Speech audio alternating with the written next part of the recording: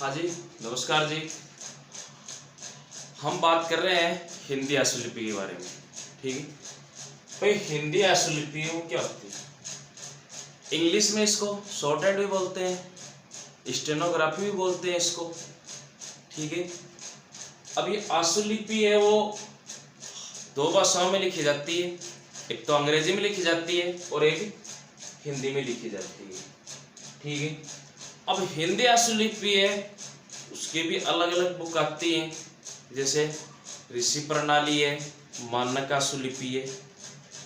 तो उनमें अंतर कुछ ज्यादा नहीं होता है, उनमें अंतर कुछ ज्यादा नहीं होता है, थोड़ा बहुत अंतर होता है और उससे के अलावा कोई ज्यादा अंतर नहीं होता है उनमें। थोड़ा बहुत अंतर ये होता है, जिस प्रकार से जो क का चिन्ह होता है, सॉरी तय का चिन्ह होता है उसको तय में लिख देते हैं, तय का होता है उसको तय में लिख देते हैं। तो हम तो जो बात करने वाले हैं वो मानक आशुलिपि की बात करने वाले हैं। ठीक है, दूसरी बात, अब आशुलिपि है वो क्या होती है? आशुलिपि है वो क्या होती है? आशुलिपि एक तीव्र गति से लिखने की लिपि है। तीव्र गति से लिखने की लिपि है। तीव्र गति से लिखने की लिपि है, लेकिन इसकी जरूरत क्यों पड़ी भाई? अपने को इसकी जरूरत क्यों पड़ी? इसकी जरूरत इसलिए पड़ी कि भाई जो भी स्टेनोग्राफर होते हैं वो क्या करते हैं, जिस प्रकार से कोई भी किसी भी आईएएस लेवल का अधिकारी है या फिर कोई माननीय सदस्य है या फिर कोई भी मंत्री है, उनके नीचे क्या करते हैं कि स्टेनोग्राफर होता है उनके नीचे। अब वो जो भी फैसले देते हैं, जो भी बातें कहते हैं, अपनी जो भी भाषण देते हैं, उनमें क्या है, उनको लिखने के लिए वो हिंदी में तो इतनी जल्दी लिख नहीं सकते, हिंदी में इतनी जल्दी नहीं लिख सकते। तो इसलिए वो क्या करते हैं, आशुलिपि की एक पोस्ट रखते हैं स्टेनोग्राफर की। अब वो स्टेनोग्राफर की पोस्ट रखते हैं तो वो स्टेनोग्राफर क्या करता है, वहां पर वो जो बोलते हैं वहां पर उनकी भाषा को शीघ्र गति से लिखने के लिए आशुलिपि का इस्तेमाल करता है। ये तो ये बात यहां तक कंप्लीट है। तीसरी बात अपनी ये है कि इनकी पोस्टें भी आती है क्या? बिल्कुल आती है इनकी पोस्टें। बहुत से डिपार्टमेंट में इनकी पोस्टें आती है, एसएससी में भी आती है, वायुसेना में भी आती है, आर्मी में भी इनकी पोस्टें निकलती हैं। और अभी ये पीछे जो राजस्थान में निकली थी हाई कोर्ट वाली वैकेंसी, शायद 1200-1300 के करीबन थी वैकेंसी, उसमें भी स्टेनोग्राफर की पोस्टें थी। तो उसमें क्या है कि स्टेनोग्राफर की पोस्ट में कुछ मेरे साथी गण हैं या मेरे दोस्त हैं, वो क्या करते हैं, इसका फॉर्म तो लगा देते हैं और फॉर्म लगाने के बाद में उनको स्टेनोग्राफर का कईयों को पता नहीं होता कि होती क्या है। वो सोचते हैं कि टाइपिंग होती है, कि टाइपिंग करना पड़ेगा अपने को, लेकिन ऐसा नहीं होता। इसमें ऐसा नहीं होता। इसमें रिटन एग्जाम तो लगती है, उसके बाद में आशुलिपि की एग्जाम होती है। आशुलिपि की एग्जाम होती है तो वहां पर क्या है, कुछ गद्य भाग है या कोई भी पेपर में लिखा हुआ है तो बोलते हैं वहां पर शीघ्र गति से लिखने का अभ्यर्थी को कहां तक ज्ञान है वो देखा जाता है। तो इस प्रकार से इनमें पोस्टें भी काफी होती है, तो हम आज उसी की चर्चा करेंगे। ये तो बातें थी अपनी आशुलिपि के बारे में। ठीक है, अब आशुलिपि की चर्चा करेंगे। तो आशुलिपि में देखो, पहली बात तो हिंदी, किस विषय की बात कर रहे हैं? हिंदी आशुलिपि की बात कर रहे हैं। दूसरा अपने पास में आता है आशु और तीसरा आता है लिपि। आशु का अर्थ वही क्या होता है, तीव्र होता है। हिंदी शब्दार्थ में आशु का अर्थ क्या होता है, तीव्र होता है, तीव्र होता है। अब तीव्र गति होता है, तीव्र गति, गति किसका होता है, लिपि का। ठीक है, तो तीव्र गति से लिखने की जो कला है उसे क्या कहते हैं, आशुलिपि कहते हैं। उसे क्या कहते हैं, आशुलिपि कहते हैं। बात कर ले से इसकी डेफिनेशन की। भाई उच्चारित ध्वनियों को ज्यामितीय प्रारूप द्वारा तीव्र गति से लिखने की कला को आशुलिपि कहते हैं। क्या परिभाषा है इसकी आशुलिपि की? उच्चारित ध्वनियों को, इसको उच्चारित ध्वनियों को, उच्चारित ध्वनियों को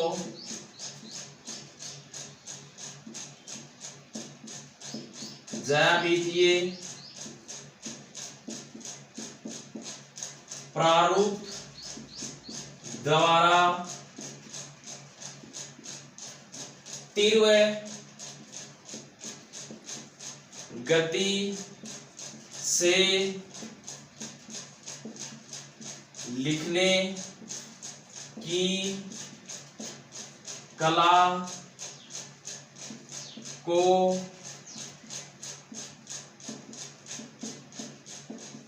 आशुलिपि कहते हैं। ठीक है, ये बात अपनी इसकी परिभाषा की। भाई आशुलिपि कैसे कहते हैं? आशुलिपि उसे कहते हैं उच्चारित ध्वनियों को ज्यामितीय प्रारूप द्वारा तीव्र गति से लिखने की कला को क्या कहते हैं? आशुलिपि कहते हैं। अगर आशुलिपि का हम अर्थ निकालते हैं तो इसका मतलब क्या होता है? तीव्र गति से लिखना। क्या होता है? तीव्र गति से लिखना। ठीक है, तीव्र गति से लिखना, तीव्र गति से लिखना। ठीक है, ये बात तो अपने को समझ में आ गई।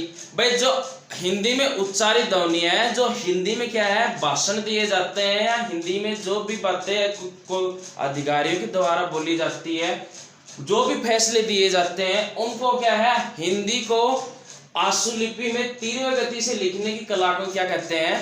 आशुलिपि कहते हैं। ये तो बात होती है अपनी परिभाषा की कि आशुलिपि क्या होती है, आशुलिपि क्या होती है।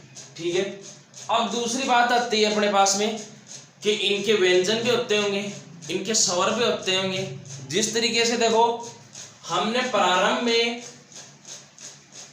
स्कूल में एडमिशन लिया था, उस समय में हमारे को वहां पर टीचर ने क्या बताया था? सबसे पहले हमारे प्रारंभ में हम स्कूल में गए, उस समय हमारे को सबसे पहले क्या सिखाया गया था? हमारे को सबसे पहले वहां पर या तो स्वर सिखाए गए थे या फिर व्यंजन सिखाए गए थे। प्रारंभ में ये चीजें सिखाई गई थी। पहले तो ये लिखना सिखाया था कैसे लिखते हैं, उसके बाद में ख लिखना सिखाया था, फिर ग लिखना सिखाया था, फिर ग लिखना सिखाया था। मतलब स्वर और व्यंजनों के बारे में हमारे को जानकारी दी गई थी। ठीक है, जानकारी दी गई थी, ये लिखना सिखाया था। अब उसके बाद में ये वाला काम कंप्लीट हो जाने के बाद उन्होंने क्या किया? स्वर को व्यंजन के ऊपर लगाना सिखा दिया हमारे को, स्वर को व्यंजन के ऊपर लगाना सिखा दिया। तो हमने क्या बनाना सीख लिया? शब्द बनाना सीख लिया। क्या बनाना सीख लिया? शब्द बनाना सीख लिया। अब शब्दों को हमने जब सीख लिया तो उसके बाद हम क्या बनाएंगे? वाक्य बनाएंगे। उसके बाद में क्या बनाएंगे? वाक्य बनाएंगे। भाई हिंदी में अगर हमने एडमिशन ले लिया या इंग्लिश मीडियम में एडमिशन ले लिया तो टीचर आप सबसे पहले क्या सिखाएगा अपने को? या तो व्यंजन सिखाएगा या स्वर सिखाएगा। और अगर इंग्लिश मीडियम में लिए अपने इंग्लिश भाषा सीख रहे, इंग्लिश लैंग्वेज सीख रहे हैं, तो वहां पर क्या सिखाएगा? पहले व्यंजन या फिर स्वर, ये चीजें सिखाएगा अपने को। उसके बाद में अपने को किसका ज्ञान होगा? शब्द का ज्ञान होगा। ठीक है, और उसके बाद में वाक्य बनाएंगे हम। ठीक है, तो ये अपना क्रम ये चलता है। भाई 1-2 साल तक तो अपन क्या सीखते हैं? व्यंजन और स्वर ही सीखते हैं। व्यंजनों को कैसे लिखा जाता है, स्वरों को कैसे लिखा जाता है, उसके बाद में शब्द बनाने सीखते हैं अपन। जिस प्रकार से हमारे को व्यंजन सिखा दिए, फिर हम शब्द बनाने सीख जाते हैं। कबूतर, ठीक है, अब ये कबूतर ये क्या हो गया? पूरा शब्द हो गया। ठीक है, अब उसके बाद में वाक्य बनाना सीख लेते हैं अपन। ये तो हमारे को शब्द बनाना सिखा दिया। पहले हमारे को ज्ञान दिया गया था किसका? स्वर और व्यंजन का ज्ञान दिया गया था कि स्वर और व्यंजन किसे लिखे जाते हैं, जिस प्रकार से व्यंजन क्या होते हैं। ठीक है, तो व्यंजन की वर्णमाला हमारे को याद करवाई गई थी, व्यंजन कैसे लिखे जाते हैं वो बताया गया था हमारे को। फिर उनको मतलब स्पष्टता, उनकी सुंदरता के बारे में बताया गया था कि बेटा इसको सुंदर लिखो, इसको ऐसे लिखो, इसको ऐसे लिखो। उसके बाद में हमने क्या सीखा? शब्द बनाना सीखा। उसके बाद में शब्द बनाना भी सीखा। अब कबूतर शब्द हो गया अपना। अब मैं ऐसे लिख दूं इसको, कबूतर वहां बैठा है, कबूतर वहां बैठा है। तो ये क्या हो गया, एक पूरा वाक्य हो गया। और जब हम वाक्य सीख जाते हैं तो पूरा सब कुछ लिखना सीख जाते हैं। उसके बाद में धीरे धीरे कि ये ऐसे हो गया, उसको मतलब एक वाक्य से दूसरा वाक्य जोड़ना सीख जाते हैं। कबूतर वहां बैठा है जो बाद में उड़ गया, जो बाद में उड़ गया, ठीक है। तो इसको क्या है, मतलब पूरा होगा पूरा वाक्य, ये क्या है, अपन धीरे धीरे इसको लिखना सीख जाते हैं। तीसरी चौथी तक आते हैं तो सीख जाते हैं। अब ये तो होती है बात अपनी यहाँ तक कि भाई अपन को सीखना कैसे है, हिंदी आशुलिपि अपने को सीखनी कैसे है। तो पहला काम अपना कौन सा आता है, स्वर का व्यंजन का आता है कि भाई स्वर और व्यंजन हिंदी आशुलिपि में कैसे होते हैं वो, ठीक है। तो मैं एक तरफ तो क्या करता हूँ, हिंदी के बारे में जो अपने व्यंजन है वो बता देता हूँ, और दूसरी तरफ क्या बता देता हूँ, स्वर बता देता हूँ। तो हिंदी व्यंजन में व्यंजनों की संख्या कितनी होती है, व्यंजनों की संख्या 36 होती है, और स्वर की संख्या कितनी होती है हिंदी में, 11 होती है। भाई 11 ही मानी गई है, तो स्वरों की संख्या 11 होती है और व्यंजनों की संख्या 36 होती है। लेकिन हिंदी आशुलिपि में क्या होता है, व्यंजन और स्वरों की संख्या क्या है, ऐसी नहीं होती है। इनकी संख्या क्या होती है, कम होती है। व्यंजन की हिंदी आशुलिपि में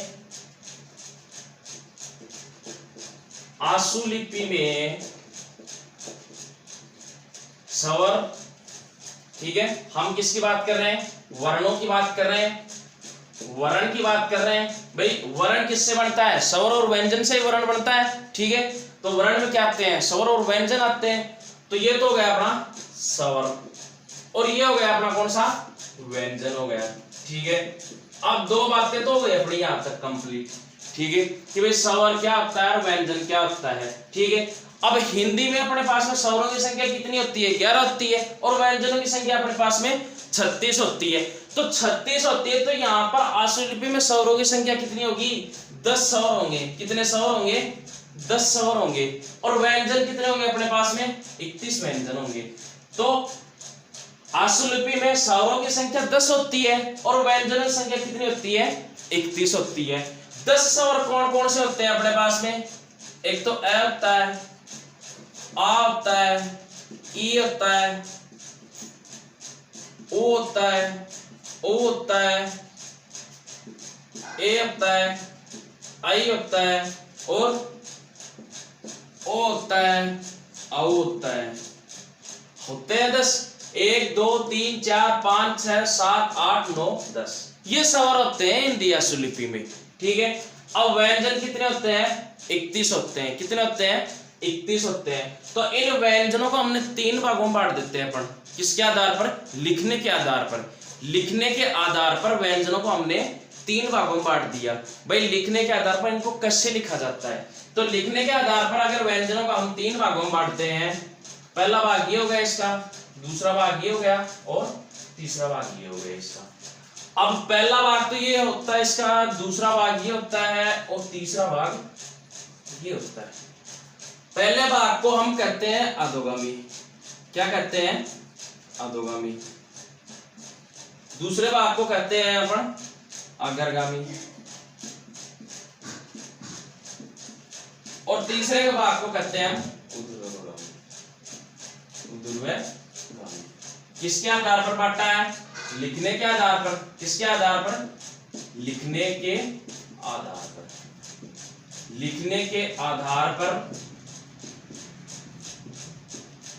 3 भागों में बांट दिया। व्यंजन अपने पास में आशुलिपि में 31 होते हैं, और उन 31 में लिखने के आधार पर हमने व्यंजनों को 3 भागों में बांट दिया। एक तो अधोगामी, दूसरा अग्रगामी, और तीसरा ऊर्ध्वगामी।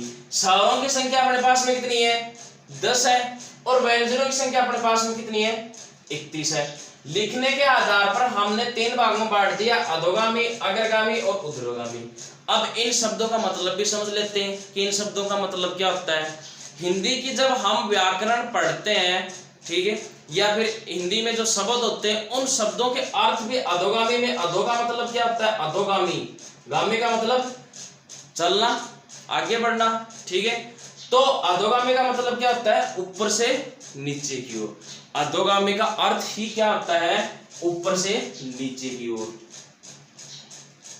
ऊपर से ऊपर से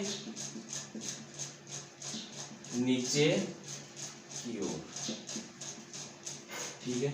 अग्रगामी का मतलब आगे बढ़ना, अग्रगामी का मतलब आगे बढ़ना, अगर का मतलब ये होता है, हिंदी में शब्द का अर्थ यही होता है इसका, अग्रगामी का, कि आगे बढ़ना। तो आगे बढ़ने का मतलब, आगे बढ़ने का मतलब यहाँ पर क्या है, अरे हम कॉपी में लिखते हैं तो किस साइड से लिखते हैं, बाईं साइड से लिखते हैं, भाई बाईं दिशा से लिखते हैं अपन, और उस लाइन को लिखते लिखते कौन सी दिशा में जाते हैं, दाएं दिशा में जाते हैं। तो उसी प्रकार से क्या है, वहां से बढ़कर के कहां जा रहे हैं अपन, आगे बढ़ रहे हैं। तो आगे बढ़ रहे हैं तो बाईं दिशा से, बाएं से दाईं ओर, बाएं से दाईं ओर, ठीक है। तो ये हो गया आगे बढ़ना, ठीक है। एक तो होता है नीचे से ऊपर जाना, एक होता है ऊपर से नीचे आना, एक होता है पीछे से आगे बढ़ना। तो उसी तरीके से इसको भी लिख दिया मैंने, बाएं से दाएं बढ़ना। अगला आता है अपने पास में कि हिंदी में ऊर्ध्वगामी का मतलब क्या होता है। तो ऊर्ध्वगामी का मतलब होता है नीचे से, ऊर्ध्वगामी शब्द का अर्थ क्या होता है, नीचे से ऊपर की ओर जाना, भाई नीचे से ऊपर की ओर जाना। तो इसको मित्रों मैंने लिख दिया, नीचे से ऊपर की ओर, नीचे से ऊपर की ओर, ठीक है। अब देखो ये बातें तो अपनी यहां तक कंप्लीट हो गई। भाई व्यंजनों की संख्या अपने पास में 31 है, और 31 को मैंने 3 भागों में बांट दिया, लिखने के आधार पर इनको 3 भागों में बांट दिया। तो अब इनको अब देखेंगे कि भाई अधोगामी में इनकी कितनी संख्या होती है, अग्रगामी में इनकी कितनी संख्या होती है, ऊर्ध्वगामी में इनकी कितनी संख्या होती है। तो अधोगामी में इनकी जो संख्या है ना, वो संख्या होती है, अधोगामी में इनकी संख्या होती है 21। कितनी होती है, 21। अग्रगामी में इनकी संख्या होती है 7। कितनी होती है, 7 होती है। अग्रगामी में इनकी संख्या कितनी होती है, 7 होती है। और ऊर्ध्वगामी में इनकी संख्या होती है 3 होती है। कितनी होती है, 3 होती है, ठीक है। हमने इन शब्दों का अर्थ समझ लिया, इनकी संख्या पता लग गई हमारे को कि इनकी कितनी संख्या है। कुल व्यंजन कितने हैं, 31 है। कुल व्यंजन कितने हैं, 31 हमारे पास में। कुल व्यंजन कितने हैं, 31 है। 31 को फिर मैंने इनको 3 भागों में डिवाइड किया लिखने के आधार पर, कि लिखने के आधार पर इनके 3 भाग होते हैं। उन तीनों भागों में मैंने नाम भी बता दिया आपको। पहला भाग है इसका अधोगामी, जिसका हिंदी में अर्थ भी क्या होता है, ऊपर से नीचे की ओर आना। अग्रगामी, अग्रगामी का भी हिंदी में अर्थ क्या होता है, आगे बढ़ना। तो आगे बढ़ना, हम वैसे तो आगे नहीं बढ़ेंगे, लेकिन जो हम कॉपी में लिखते हैं अपनी, तो उसमें क्या है, बाएं से दाएं की ओर जाते हैं, तो वो एक आगे बढ़ना ही हो गया। तो बाएं से दाएं ओर लिखना। उसके बाद में ऊर्ध्वगामी, ऊर्ध्वगामी है वो क्या है, नीचे से ऊपर की ओर जाना। ये बात हो गई कंप्लीट अपनी, ठीक है। अब दूसरी बात आती है अपनी कौन सी, संख्या, कि इनकी संख्याएं कितनी कितनी होती है। भाई आपने 31 व्यंजन तो बता दिए हमारे को, आपने 31 व्यंजन तो बता दिए, लेकिन वो 31 व्यंजन है, उनमें इनको 3 भागों में बांटा, तो इनकी संख्या कितनी होती है। तो अधोगामी में इनकी संख्या कितनी होती है, 21 होती है। अग्रगामी में इनकी कितनी संख्या होती है, 7 होती है। और ऊर्ध्वगामी में इनकी संख्या कितनी होती है, 3 होती है। गिन लो इनको, 7, 21 और 7 28, 28 और 3 31 हो गए, 31 अपने कंप्लीट, ठीक है। एक बार दोबारा से समझो, हम बात कर रहे हैं हिंदी आशुलिपि की। हिंदी आशुलिपि में कौन सी बुक की कर रहे हैं, मानक आशुलिपि की बात कर रहे हैं।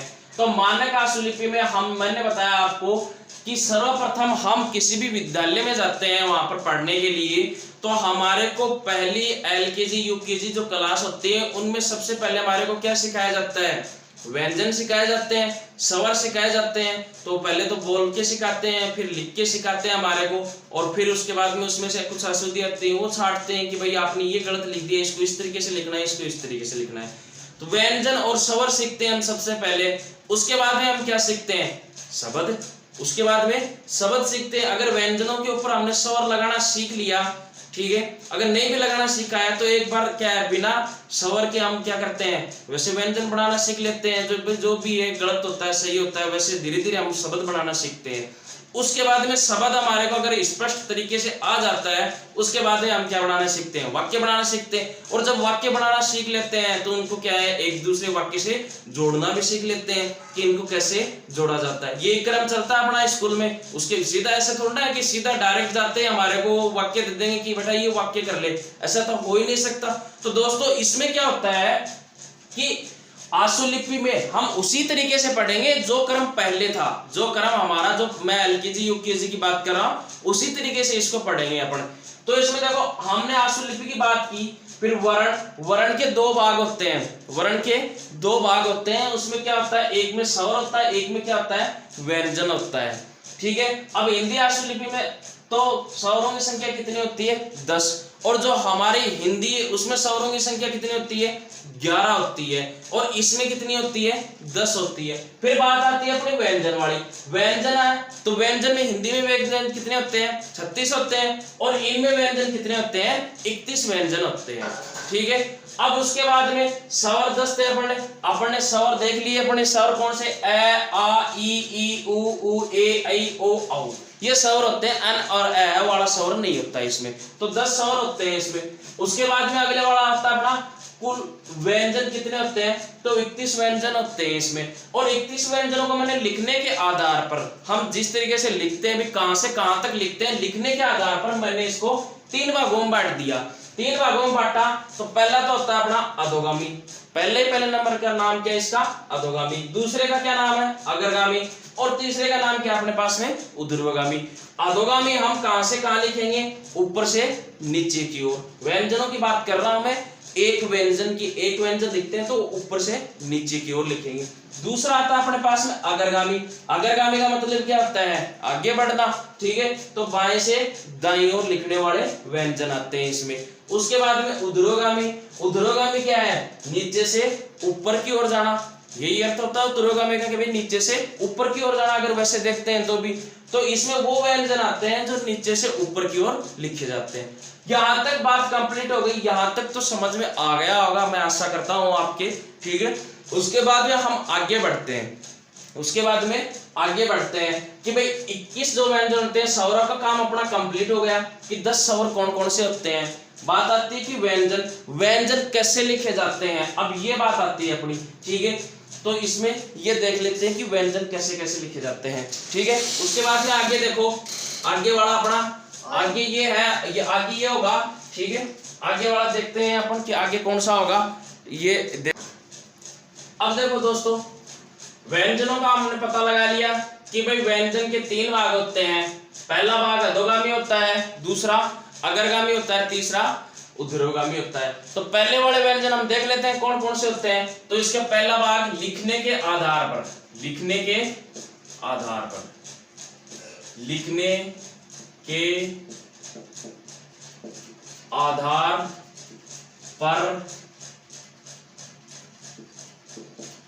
व्यंजन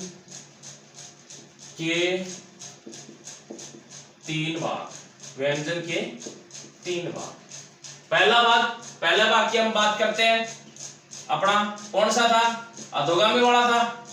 पहला भाग कौन सा था अपना, अधोगामी वाला था। अधोगामी वाले में हम बात करते हैं कि कौन कौन से व्यंजन आते हैं। तो मैं अब क्या करूंगा इसमें, पहले वाले में तो अधोगामी वाले में क्या करूंगा कि जो हिंदी वाले व्यंजन है उनके सामने, भाई हिंदी वाले व्यंजन है, क को कैसे लिखा जाता है, ख को कैसे लिखा जाता है, ग को कैसे लिखा जाता है, ग को कैसे लिखा जाता है। वो व्यंजन एक साइड में तो मैं क्या करूंगा, हिंदी वाले लिखूंगा, और दूसरी साइड में क्या लिखूंगा, ये वाले लिखूंगा, आशुलिपि वाले। ठीक है, उस तरीके से हम चलेंगे। देखो अब बात आती है अभी हिंदी में व्यंजन कहां से शुरू होते हैं, कैसे शुरू होते हैं, कहां से शुरू होते हैं, कैसे शुरू होते हैं। और उसके बाद में क के बाद में क्या आता है, ख आता है। और ख के बाद में क्या आता है, ग आता है। ग के बाद में क्या आता है, ग आता है। इसमें 5 वर्ण को अपने को छोड़ देना है हर में। क की लाइन के, च की लाइन के हो, चाहे ट की लाइन के हो, चाहे प की लाइन के हो। ठीक है, जो भी 5 वर्ण है उनको छोड़ दो। ठीक है, तो ये 4 वर्ण हो गए। अब 4 वर्णों के सामने मैं इनके चिन्ह लिखता हूँ। क्या लिखता हूँ, इनके चिन्ह लिखता हूँ कि कैसे कैसे आएंगे। अब देखो क, ख और ग, ठीक है। ये अपने क्या है, कॉपी में एक आधार रेखा है, आधार रेखा। इसमें जो कॉपी में लाइन होती है आशुलिपि में उसको क्या कहते हैं, आधार रेखा कहते हैं। आशुलिपि में उस लाइन को क्या कहते हैं, आधार रेखा कहते हैं उसको, ठीक है। तो ये बात ध्यान रखना, जो अपने कॉपी में जो लाइनें होती हैं उन लाइनों को क्या कहा जाता है, आधार रेखा कहा जाता है, ठीक है। तो देखो क है अपना, क के सामने वाला चिन्ह है, तो क को कैसे लिखेंगे अपन, ऐसे लिखेंगे, ठीक है। ख को कैसे लिखेंगे अपन, ऐसे लिखेंगे, ठीक है। और ग को यहाँ पर इसको क्या कर देंगे, इनसे गहरा कर देंगे, इनसे गहरा कर देंगे। ये भी क्या आएगा, गहरा आएगा, ये भी क्या आएगा, गहरा आएगा, ठीक है। तो मैंने इसको देखो, इसका ध्यान रखना है, इसको जैसे मैंने काटा है तो वो छोटा ही आएगा, ज्यादा बड़ा नहीं आएगा। कभी आप इसको इस तरीके से कर दो, ये तो प्लस का चिन्ह हो जाएगा यहाँ पर, तो प्लस का चिन्ह नहीं करना अपने को, वो छोटा आएगा, इससे भी ज्यादा छोटा आएगा, इतना ही करना है इसको, ठीक है। अब देखो इसमें हल्के और गहरा, हल्का और गहरा सबसे बड़ी बात होती है हल्के और गहरे की। तो क तो क्या होता है, हल्का होता है, क क्या होता है, हल्का होता है, ठीक है। मतलब हल्का, हल्के हाथ से लिखा जाता है, ठीक है। उसके बाद में ख होता है, वो भी क्या होता है, हल्का होता है। और ग होता है, वो क्या होता है, गहरा होता है।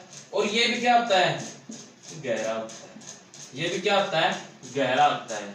अब दोस्तों बात आती है अपनी कि इनकी साइज है वो कितनी रखनी है।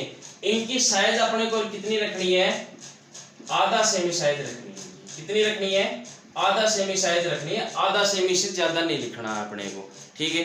अब यह होते हैं कि सर ये जो आधा सेमी होता है, इनको अगर आधा सेमी नाप के लिखना है या वैसे लिखना है, भाई नाप के नहीं लिखना है अपने को ये देखना है अनुमान से। हाँ 19-20 हो जाता है, इसकी कोई वो खास दिक्कत नहीं है भाई, थोड़ा मतलब मामूली सा कोई आगे भी चला जाता है, ऐसी कोई बात नहीं। लेकिन धीरे धीरे अभ्यास करोगे तो वो आधा सेमी लिखा जाएगा। वो फर्स्ट टाइम में गलतियां सबसे होती है।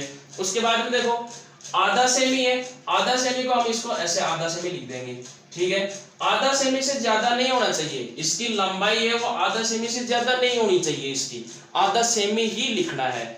उसके बाद में ये सारे के सारे आधा सेमी आएंगे। और हम जहां तक व्यंजनों की जो लंबाई है ना वो आधा सेमी आएगी सब में, इन्हीं में नहीं सब में आधा सेमी आएगी। अब देखो हल्का और गहरा ये क्या होता है, हल्का और गहरा ये क्या होता है। भाई मैंने क के सामने ये वाला लिखा, ये भी एक ही है, ग के सामने ये लिखा, ये भी आधा सेमी है, ये भी आधा सेमी है।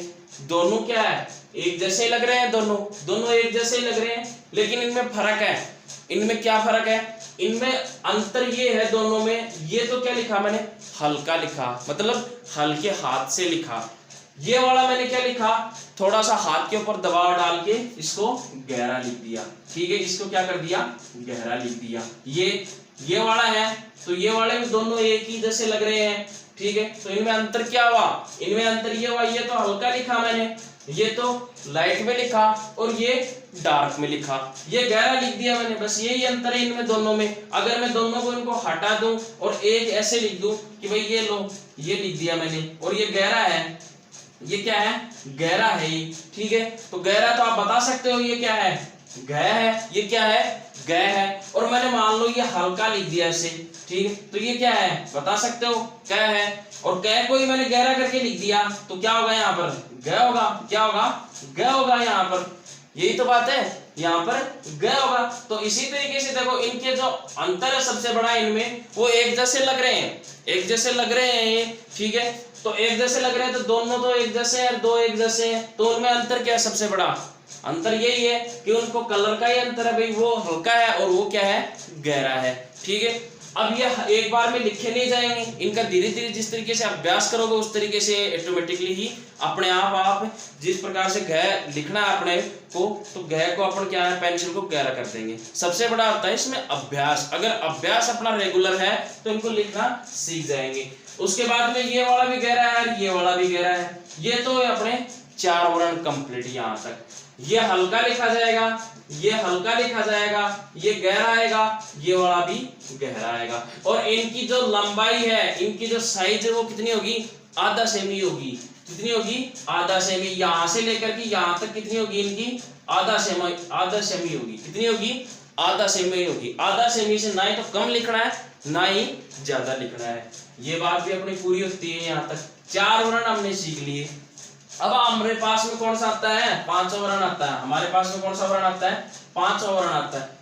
5वां वर्ण कौन सा आता है? कै के बाद में दूसरी लाइन कौन सी आती है? च की लाइन आती है। 5वें वर्ण को छोड़ना है अपने को, 5वें वर्ण को लिखना ही नहीं है। तो अपने पास में 5वीं लाइन आती है, च की लाइन आती है। अपने पास में कौन सी लाइन आती है? च की। च के बाद में क्या आता है? छ आता है। छ के बाद में क्या आता है? ज आता है। और ज के बाद में अपने क्या आता है? ज आता है। ये वाले वर्ण आते हैं अपने पास में, ठीक है। अब देखो, ये अपने कॉपी में अपन बोलते हैं लाइन, लेकिन आशुलिपि में इसको लाइन नहीं बोलना है, इसको क्या बोलना है? आधार रेखा बोलना है। तो ये अपने क्या है? आधार रेखा है। ये क्या है? आधार रेखा है, ठीक है। अब इसकी जो लंबाई है, इसकी जो साइज है, वो भी कितनी रखनी है? आधा सेमी रखनी है। कितनी रखनी है? आधा सेमी रखनी है। कितनी रखनी है? आधा सेमी रखनी है। अब ये देखो, ये एकदम से सीधा होना चाहिए। कितने डिग्री पर? 90 डिग्री पर। कितने डिग्री पर होना चाहिए? सॉरी, कितने डिग्री पर होना चाहिए? ये मतलब एकदम से सीधा होना चाहिए। ये एकदम से सीधा होना चाहिए ये, ठीक है। ये 90 डिग्री पर नहीं आएगा, ये एकदम से सीधा होना चाहिए। उसके बाद में अगले वाला आता है अपने पास में च, छ, ज और ज आता है। तो च को कैसे लिखा जाता है? च को हम ऐसे लिखते हैं। इसकी लंबाई वो भी कितनी होगी? आधा सेमी होगी। अब इसका जो कोण है वो कितना का बनेगा? 60 डिग्री का बनेगा। कितना बनेगा? 60 डिग्री का बनेगा। इन सभी का कितना बनेगा? 60 डिग्री का बनेगा। ये 60 डिग्री का बनेगा। 60 डिग्री पर इसको क्या करना है? लिखना है अपने को। उसके बाद में ये वाला आ गया और उसके बाद में ये वाला आ गया। ये भी कितने पर लिखे जाएंगे? 60 डिग्री पर। और ये भी कितने पर लिखे जाएंगे? 60 डिग्री पर लिखे जाएंगे। तो ये वाला भी 60 डिग्री पर हो गया और ये वाला भी 60 डिग्री पर हो गया, ठीक है।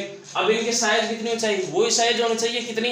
आधा सेमी होनी चाहिए। कितनी होनी चाहिए? आधा सेमी होनी चाहिए इनकी साइज। आधा सेमी से ज्यादा नहीं होनी चाहिए इनकी साइज।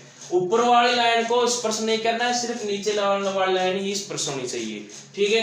आधा सेमी, और वैसे भी आधा सेमी लिखेंगे तो ऊपर वाली लाइन स्पर्श नहीं होगी, क्योंकि लाइन के बीच में तो आधा सेमी से भी ज्यादा जगह होती है। तो ये अब आती है कि इसको इतना आपने मतलब तिरछा करके लिखा है, तो इस तिरछापन कितना आना चाहिए? इसका तिरछापन होना चाहिए 60 डिग्री। जिस प्रकार से हम कोण बनाते हैं वो 60 डिग्री की कोण की तरह इसके क्या होता है? तिरछापन होता है 60 डिग्री कोण की तरह। और इसकी जो लंबाई है वो यहां से लेकर के यहां तक कितनी होती है? यहां से लेकर के यहां तक कितनी होती है? इसकी लंबाई आधा सेमी होती है। कितनी होनी चाहिए? आधा सेमी होनी चाहिए। आधा सेमी से नहीं तो कम और ना ही इससे ज्यादा, ठीक है। अब देखो, अधोगामी वाला हो गया अपने पास में।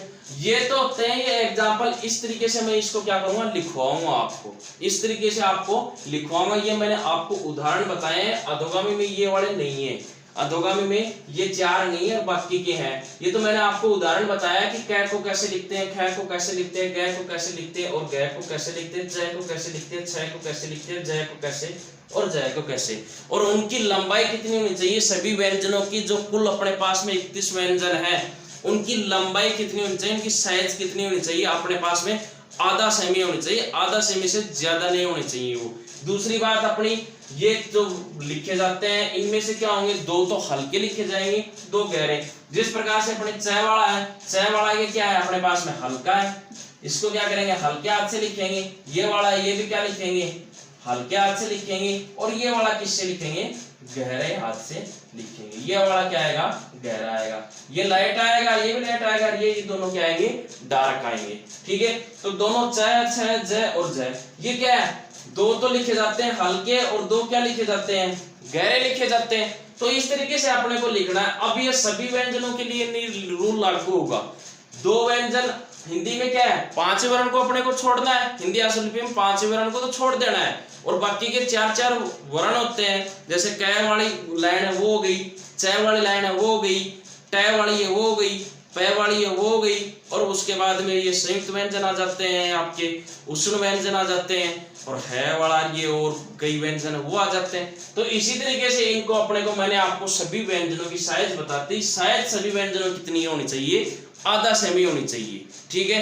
तो इसमें सबसे बड़ा जो हाथ होता है वो हल्के और गहरे का ही होता है। ठीक है, क्योंकि ये तो दोनों देखो च है, ये भी मैंने ऐसे लिखा, जय को भी मैंने ऐसे लिखा, तो अंतर क्या है, इनको समझेंगे कैसे, इनको समझेंगे ऐसे ही इनको, ये तो क्या लिखा जाएगा हल्का, ये क्या लिखा जाएगा गहरा लिखा जाएगा, तो इस तरीके से इनको समझेंगे अपन। ये वाला ये दोनों भी एक ही है, छह को मैंने ऐसे भी लिखा और ऐसे भी लिखा, तो दोनों एक ही है, एक जैसे ही है दोनों, लेकिन अंतर क्या है इनमें, ये हल्का है, ये क्या है गहरा है। एक दूसरी बात और, पेंसिल से आपने एक बार जिस भी व्यंजन को लिख दिया उसके बाद ऊपर दोबारा पेंसिल नहीं फेरनी है आपको, एक बार पेंसिल को फेर दिया तो दोबारा पेंसिल नहीं फेरनी, अगर दोबारा पेंसिल फेरते हो तो वहां पर वो गलत हो जाएगा वो, ठीक है, या फिर आपके समझ में नहीं आएगा। तो एक ही बार पेंसिल को फेरनी, एक ही बार में, जिस प्रकार से मैंने जय लिखा, ये मैंने हल्के हाथ से लिख दिया, और ये मैंने जय लिखना है मेरे को, तो ये मैंने थोड़ा सा दबाव देके लिख दिया गहरे हाथ से, ठीक है। कॉपी में जब आप पेंसिल से करोगे, क्योंकि इसमें पेन तो चलता नहीं है, पेंसिल ही इस्तेमाल करनी पड़ेगी आपको, पेंसिल इस्तेमाल करते हो, और एक डायरी ले आओ, स्टेनो की डायरियां मिलती है बहुत सी दुकानों पर, तो वहां से डायरियां ले आओ 5-4, और उनके लाने के बाद उनमें अभ्यास करते रहो। तो ये तो हो गया अपना जय।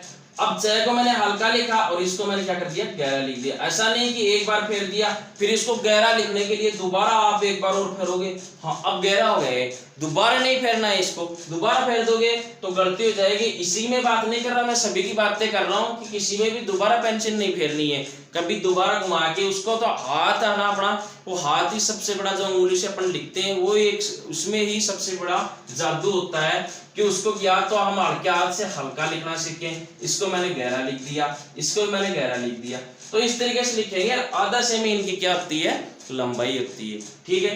अब देखो अधोगामी वाले की बात करते हैं अपन। अधोगामी में कुल व्यंजन कितने हैं, 21 व्यंजन है। कितने व्यंजन है, 21 व्यंजन है। अब इन 21 व्यंजनों में देखो, अधोगामी का मैंने अर्थ ही क्या बताया था आपको, अधोगामी मैंने अर्थ ये बताया है कि ऊपर से नीचे की ओर, ऊपर से नीचे की ओर, ये बताया अपने को, ठीक है, ऊपर से नीचे की ओर। अब कितने व्यंजन है इसमें, टोटल कितने व्यंजन है इसमें, 21 व्यंजन है। कितने व्यंजन है अपने पास में, 21 व्यंजन है, ठीक है। अब इन 21 व्यंजन में ऐसे कौन कौन से व्यंजन है जो 21 है इसमें, ऐसे व्यंजन देखो, पहला तो अपने पास में आता है च वाला, क्या आता है च वाला, उसके बाद में आता है अपने पास में छ, उसके बाद में अपने पास में आता है ज, और उसके बाद में आता है ज। ये तो हो गए हिंदी वाले व्यंजन। बात करेंगे अपन आशुलिपि की। ये अपनी जो कॉपी है, ये अपनी क्या है, कॉपी है, ठीक है, ये अपनी क्या है, कॉपी है। अब उस कॉपी में जो लाइन होती है, लाइनें होती है ना कॉपी में, जिस तरीके से ये होती है लाइनें, ये इस तरीके से लाइनें होती हैं उसमें, तो लाइनें होती हैं, उनको हिंदी आशुलिपि में क्या बोलते हैं, आधार रेखा बोलते हैं उनको आधार रेखा बोलते हैं। वहां पर लाइन नहीं बोलना अपने को, यहाँ पर इसमें आशुलिपि में आधार रेखा बोलना, और मैं भी आपको आधार रेखा ही बोलूंगा, ठीक है। तो आपको लाइनें वैसे बोल सकते हो, कोई दिक्कत नहीं है, लेकिन आधार रेखा बोलते हैं उसको, बात ये है। अब देखो च है अपने पास में, छ है अपने पास में, ज है, 4 व्यंजन है अपने पास में। अधोगामी की बात कर रहा हूं अब मैं, वो तो समझाने के लिए था, अधोगामी की बात कर रहा हूं। अधोगामी का अर्थ हिंदी में क्या होता है, ऊपर से नीचे की ओर, और इनकी कुल संख्या कितनी होती है, अधोगामी की 21 होती है, और हिंदी आशुलिपि में व्यंजनों की संख्या कितनी होती है, कुल 31 होती है। अधोगामी की संख्या 21, अग्रगामी की 7 और ऊर्ध्वगामी की 3 होती है। तो कुल इनको मिलाते हैं, इनका जोड़ करते हैं तो कितने हो जाते हैं, टोटल 31 हो जाते हैं। इसके बाद में देखो च वाला लेके आया मैं, च वाला देखो, च वाला है ये ऊपर से नीचे आ रहा है। अब मैंने देखो, मैंने पेन कहाँ रखा, यहाँ रखा, भाई मेरा जो मार्कर था वो यहाँ पर था, और उसको वहां यहाँ से कहाँ लेके आया, मैं नीचे लेके आया। इसका अर्थ क्या था अपने पास में, ऊपर से नीचे की ओर, ऊपर से नीचे की ओर। ऐसे व्यंजन जो ऊपर से नीचे की ओर लिखे जाते हैं वो क्या होते हैं, अधोगामी होते हैं। ऐसे व्यंजन जो ऊपर से नीचे की ओर लिखे जाते हैं वो क्या होते हैं, अधोगामी होते हैं।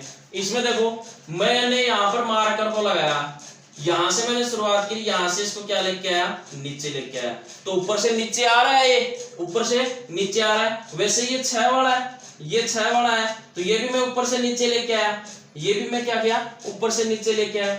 आगे वाला जय वाला है, वो भी क्या है, ऊपर से नीचे लेके आया, और जय वाला वो भी क्या है, ऊपर से नीचे की ओर लेके आया, ठीक है।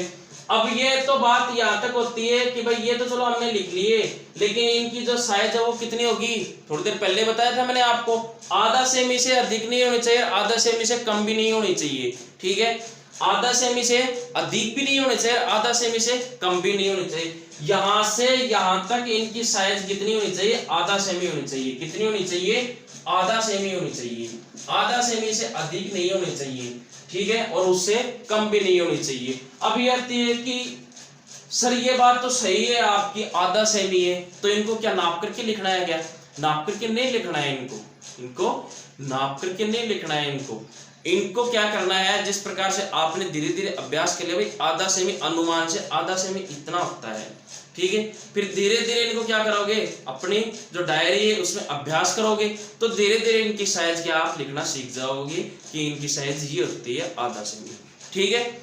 उसके बाद में देखो, ये तो हो गया अपना चय, और ये भी हो गया चय, और ये भी हो गया, ये सारे के सारे क्या है, तिरछे हैं, सारे के सारे क्या है, तिरछे हैं, तो तिरछे हैं तो कितने डिग्री पर होने चाहिए, ये होने चाहिए 60 डिग्री पर, कितने डिग्री पर होने चाहिए, 60 डिग्री पर होने चाहिए, 60 डिग्री पर होने चाहिए सारे के सारे, कितने डिग्री पर होने चाहिए, 60 डिग्री पर होने चाहिए सारे के सारे। इनका तिरछापन कितना होगा, 60 डिग्री का कोण बनाते हैं उस तरीके से इनका तिरछापन भी कितना होगा, 60 डिग्री का होगा।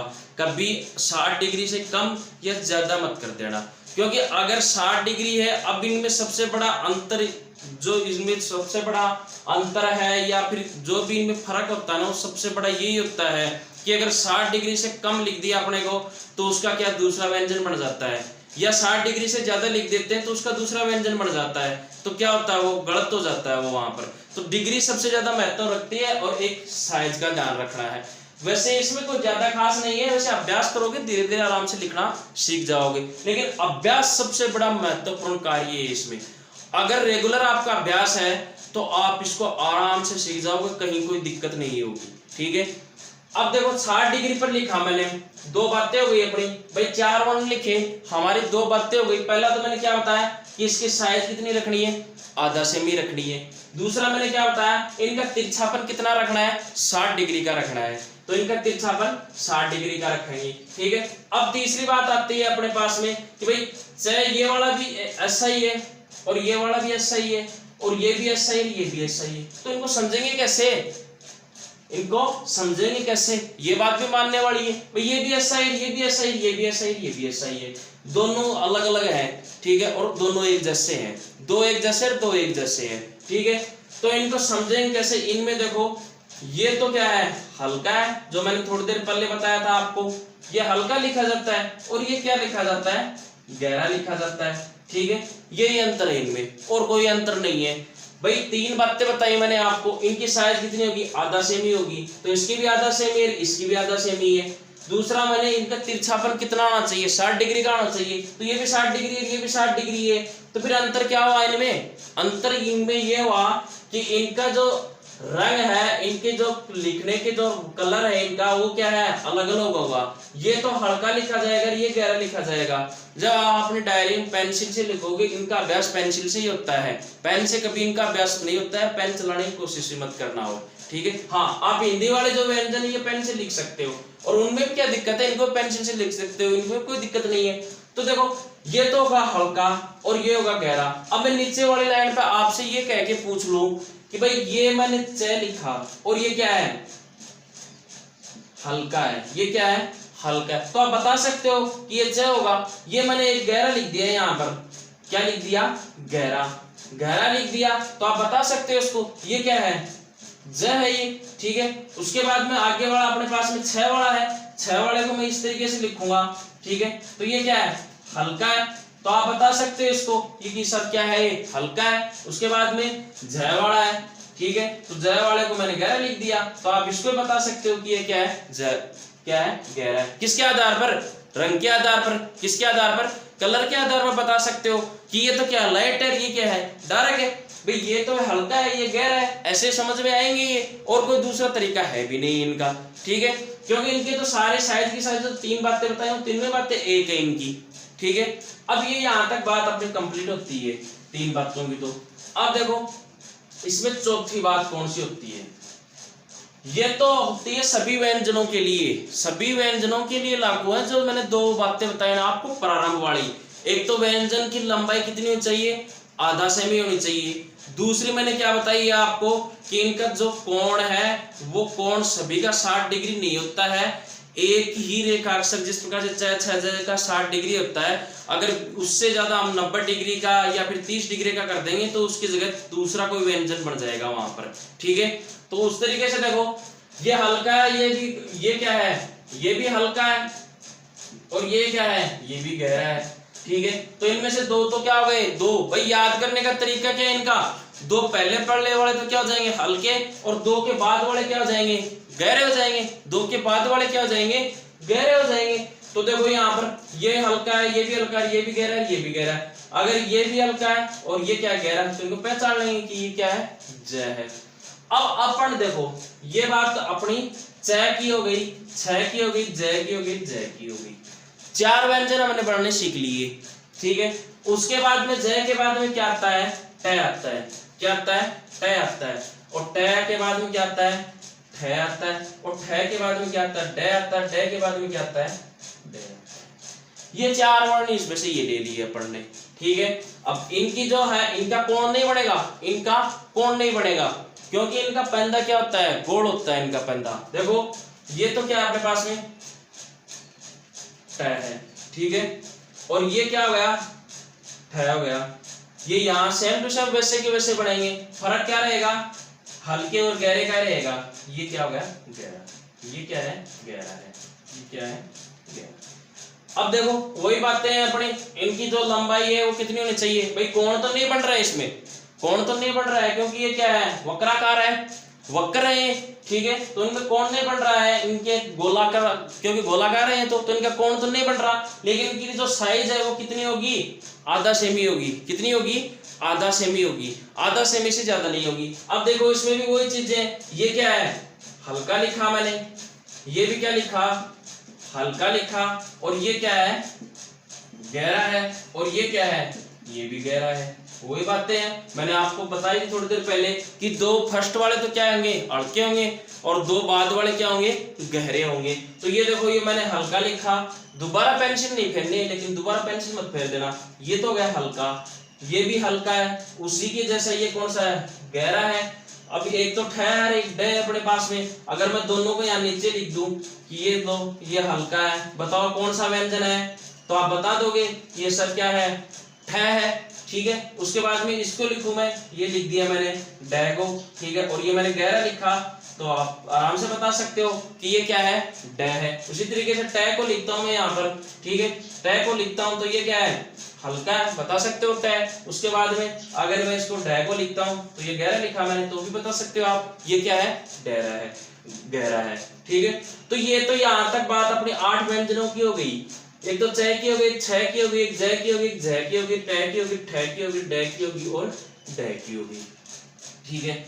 ये मामला तो अपने यहाँ तक तो समझ में बैठता है, ठीक है। अब उसके बाद में आगे वाले जो व्यंजन है वो देखते हैं।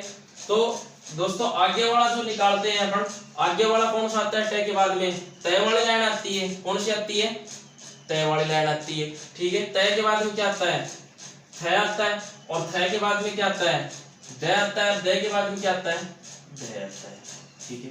ये आगे ये अपनी हो गई, जो कॉपी में अपन लिखते हैं वो क्या है, लाइन है, ठीक है। हम उसको लाइन बोलते हैं, लेकिन ये क्या है, आधार रेखा हो गई। इसको आशुलिपि में क्या बोलते हैं, आधार रेखा बोलते हैं इसको, ठीक है। तो ये देखो, ये अपने पास में आधार रेखा हो गई। अब तय है, थ है, द है और द है, ठीक है। तय को देखो, ये अब मैंने 90 डिग्री पर लिखा, ये कितने डिग्री पर लिखा, 90 डिग्री पर। वही बातें हैं, दो हल्के दो गहरे। ये था है, ये भी कितने डिग्री पर, 90 डिग्री पर, क्योंकि इनका तो क्या है, डिग्री कौन बन सकता है इनका तो, भाई ये तो वक्राकार थे, ये तो क्या थे, वक्र थे, गोलाकृति में थे ये तो, ठीक है। और इनका क्या है, ये सीधे हैं, ये सीधे हैं, ये भी सीधा ही था, ठीक है। तो ये सीधे, तो इनका तो कौन बन सकता है आराम से। तो ये देखो, ये वाला हो गया अपना द वाला, और ये वाला हो गया अपना द वाला। साइज कितनी होगी इनकी, वही होगी कितनी, आधा सेमी होगी। कितनी होगी, आधा सेमी होगी, आधा सेमी साइज होगी। आधा सेमी होगी। सभी व्यंजनों की आधा सेमी। पहली बात तो अपने कौन सी कि भाई इनकी जो लंबाई होती है वो कितनी होती है, आधा सेमी होती है। यहां से मैं ऊपर से नीचे लेके आया इसको तो आधा सेमी, ऊपर से नीचे लेके आया आधा सेमी, ऊपर से नीचे लेके आया आधा सेमी, ठीक है। उसी तरीके से इनकी भी आधा आधा सेमी होगी। अधोगामी वाले बात कर रहे हैं, ऊपर से नीचे लिखे जाते हैं, तो जहां मैंने मार्कर लगाया है वहां से इसको नीचे लेके आएंगे। अगर इसको ऐसे कर दिया कि भाई नीचे से ऊपर भी लिख दें तो ये गलत हो जाएगा, फिर भी गलत हो जाएगा ये। अगर नीचे से अपन इसको ऊपर ऐसे लिखेंगे तो गलत हो जाएगा। इसको तो अधोगामी वाले जितने भी व्यंजन है वो सारे के सारे मार्कर को ऊपर से अपन नीचे लेके आएंगे, ठीक है। ऐसा नहीं है कि नीचे से ऊपर लिख दिया या फिर उसके ऊपर दोबारा पेंसिल फेर दी। दोबारा पेंसिल फेर दोगे तो भी वो गलत हो जाएगा। और दूसरा, अगर अधोगामी को आप ऐसे सोचते हो कि भी अपन इसको लिख सकते हैं, वैसे हो सकता है, ऐसा नहीं होगा। क्योंकि कै अपन लिखते हैं तो कै को यहीं से तो शुरू करते हैं, पहले ये लगाते हैं उसके बाद ये थोड़ी होता है कि पहले इसको ऐसे करते हैं, पहले उससे ऐसे करते हैं, फिर ऐसे लिखते हैं। उल्टा तो कभी नहीं लिखा जाता। जिस प्रकार से उल्टा लिखा है उसी तरीके से चलते हैं अपन, ठीक है। तो इन व्यंजनों को हम अधोगामी को क्या लेके आएंगे, ऊपर से नीचे की ओर लेके आएंगे। इनको कहां लेके आएंगे, ऊपर से नीचे की ओर लेके आएंगे इनको। तो ये वाला तय हो गया, ये वाला तय हो गया। पहली बात तो इसमें कि इनकी लंबाई वो कितनी होनी चाहिए, आधा सेमी। सभी में आधा सेमी होगी तो ये किसकी भी आधा सेमी होगी। दूसरी बात कौन सी आती है कि दो व्यंजन पहले वाले तो क्या होंगे, हल्के, और दो वाले क्या होंगे, गहरे होंगे। तो पेंसिल से हल्के हाथ से लिखेंगे तो हल्का लिखा जाएगा, थोड़ा सा दबाव देके या गहरा करके लिख देंगे गहरा लिखा जाएगा। तो देखो तय वाला है, एकदम से सीधा है, और कितने डिग्री पे लिखे जाएंगे, 90 डिग्री पे लिखे जाएंगे। सारों के सारे एक ही हैं। अंतर क्या है इनमें, सबसे बड़ा अंतर देखो, इस ये भी एक जैसा, ये भी एक जैसा, ये भी एक जैसा, ये भी एक जैसा। अब इसको काटना है तो इसको एक छोटा सा डैश से काटेंगे, सिर्फ छोटे से डैश से। कभी इसके बराबर मत कर देना या फिर इससे आधा कर दो, आप सिर्फ छोटा सा एक डैश होता है और उससे काटते हैं इसको, ठीक है। कभी इसको आप ये रहो और इसको इतना कर दो, ठीक है, तभी आपका ये क्या हो जाएगा, गलत हो जाएगा। इसको सिर्फ ये लिखा है तो आपको बस सिर्फ इतना ही काटना है इसको, इससे ज्यादा नहीं काटना है इसको, ठीक है। अब देखो तय है वो 90 डिग्री पे, थय भी 90 डिग्री पे लिखा जाएगा, दय भी 90 डिग्री पर, दय भी 90 डिग्री पर। हम कोण बनाते हैं 90 डिग्री का, ठीक है। तो 90 डिग्री पे इतने पे रहता है, ये अपने आधार रेखा होगी भाई, ऐसे तो रहता है अपना 90 डिग्री का कोण, एकदम से सीधा होता है 90 डिग्री का कोण ऊपर की ओर। तो वैसे ही ये नीचे वाले तो क्या एक आधार रेखा है, और ये क्या लिख दिया हमने, तय लिख दिया। उसी तरीके से देखो तय है वो क्या लिखा मैंने, हल्का लिखा। थय है उसमें चेंजिंग क्या हुई है, सिर्फ एक क्रॉस मारा है, यहाँ पर थोड़ा सा डैश लगाया है यहाँ पर। और दय वाला है वो गहरा लिख दिया, और दय वाला मैंने क्या लिख दिया, गहरा लिख दिया, ठीक है। तो ये और ये दोनों क्या है, एक जैसे हैं, दोनों क्या है, एक जैसे। पता कैसे लगेगा इनका कि ये तय है या दय है। तो तय को तो क्या है, हल्का लिखा, इसको तो हल्का लिखा, और इसको क्या लिखा, गहरा लिखा। इसको क्या लिखा, गहरा लिखा। थय है वो क्या है, हल्का है। थय है क्या है, हल्का है, क्योंकि ये भी एक जैसा है और ये भी एक जैसा है, ये भी एक जैसा है, ये भी एक जैसा है। तो ये हल्का है और वो क्या है, गहरा है। अंतर ये दोनों में, ये तो हल्का है और वो क्या है, गहरा है। तो ये क्या है, गहरा है, ठीक है। ये तो बात होती है अपनी यहां तक, ठीक है। छ, छ, ज और झ, ट, ठ, ड, ड, त, थ, द और द, ठीक है। उसके बाद में अपने आगे वाली लाइन कौन सी आती है, पै वाली लाइन आती है, ठीक है। ये तय है 90 डिग्री पर, ये 60 डिग्री पर होगा, और ये 90 डिग्री पर, ये 90 डिग्री पर। इनकी सबकी साइज कितनी होगी, इनकी सबकी साइज आधा सेमी होगी। कितनी होगी, आधा सेमी होगी, ठीक है। और दूसरी बात का सबसे बड़ा ध्यान क्या रखना है इसमें, हम अधोगामी वाले पढ़ रहे हैं। अधोगामी के हमने कितने व्यंजन पढ़ लिए, 12 व्यंजन पढ़ लिए। कितने पढ़ लिए, 12 व्यंजन पढ़ लिए। और 12 के 12 व्यंजन कहां से कहां तक लिखे जाएंगे, 12 के 12 व्यंजन ऊपर से नीचे की ओर लिखे जाएंगे। कहां लिखे जाएंगे, ऊपर से नीचे की ओर लिखे जाएंगे। जहां ये देखो, यहां से मैंने पेंसिल टेक इसको नीचे लेके आया, यहाँ टेक इसको नीचे लेके आया, यहाँ लगाई पेंसिल और मार्कर यहाँ लेके आया, नीचे लेके आया, इसको भी यहाँ पर ऊपर से नीचे लेके आया, इसको भी ऊपर से नीचे, इसको भी ऊपर से नीचे, इसको भी ऊपर से नीचे। कभी इसको नीचे से ऊपर, नीचे से ऊपर ये मत कर देना, ये फिर गलत हो जाएगा। नीचे से ऊपर करोगे, क्योंकि अधोगामी वाले जितने व्यंजन होते हैं ना, वो जहां पर आप अपनी कॉपी में पेंसिल लगाते हो, उसको पकड़ करके फिर नीचे लेके आते हो, तब तो वो अधोगामी होगा।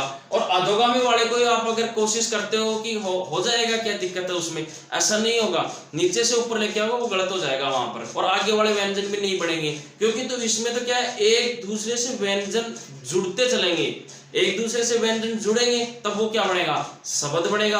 तो वही तरीका इसमें सबसे बड़ा कि अधोगामी वाले हमेशा ऊपर से नीचे लिखे जाते हैं। जिस प्रकार से मैंने च लिखा तो यहाँ से नीचे लेके आया, छ लिखा तो वो भी नीचे लेके आया, ये है ये भी ऊपर से नीचे लेके आया, ये वाला भी ऊपर से नीचे लेके आया, ये वाला भी ऊपर से नीचे, ये वाला भी ऊपर से नीचे, ये सभी ऊपर से नीचे आएंगे। ठीक है, तो ये हो गई अपनी 12 व्यंजनों की बात। तो यहाँ तक मैं आशा करता हूँ कि आप लोगों के समझ में आया होगा, और फिर भी अगर कोई समझ में नहीं आया है तो आप कमेंट के द्वारा मुझे बता सकते हो, मैं दूसरे दिन उसको फिर से दोबारा से आपको बताने की पूरी कोशिश करूँगा। ठीक है, तो दोस्तों आज के लिए इतना ही है, और बाकी का अपन मिलते हैं अगली क्लास में। थैंक यू सो मच, नमस्कार।